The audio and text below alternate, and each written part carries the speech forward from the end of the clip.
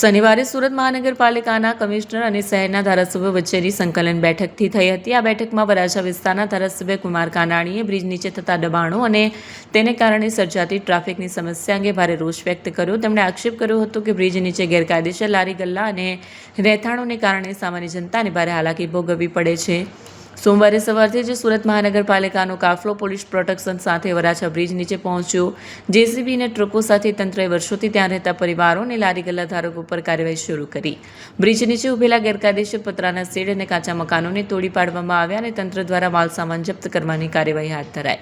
આખી કાર્યવાહીમાં એક એવું દ્રશ્ય સામે આવ્યું જેણે જોનારા તમામની આંખો ભીની કરી। જ્યારે પાલિકાના કર્મચારીઓ દબાણનો સામાન ભરીને ટ્રક હંકારી રહ્યા હતા ત્યારે એક ગરીબ મહિલા રડતી રડતી પોતાના બાળકને કાંખમાં લઈને ટ્રક પાછળ દોડી હતી। મહિલા રડતા રડતા કરગરી રહી હતી કે મારું એક પોટલું આપી દો, એમાં મારા છોકરાના કપડાં છે, છોકરાના કપડાં આપી દો। પોતાના વાસોયા બાળકો માટે કપડાં જેવી પાયાની જરૂરિયાત મેળવવા માટે એ મહિલાની ચીસ હવામાં ઓગળી ગઈ, પણ ટ્રક રોકાઈ નહીં। આ દ્રશ્ય સોશિયલ મીડિયા પર વાયરલ થતાં લોકોમાં તંત્રની સંવેદનહીનતા સામે ભારે ચર્ચા જાગી છે। વરાછા એ સુરતનો સૌથી ગીચ વિસ્તાર છે। અહીં ટ્રાફિકની સમસ્યા હલ કરવા માટે દબાણ દૂર કરવું અનિવાર્ય છે, પરંતુ જે લોકો દાયકાઓથી બ્રિજ નીચે આશરો લઈ રહ્યા છે તેમની પાસે બીજું કોઈ ઠેકાણું નથી। જ્યારે તંત્ર કાર્યવાહી કરે છે ત્યારે સૌથી વધુ ફટકો આવા શ્રમિક પરિવારોને પડે છે।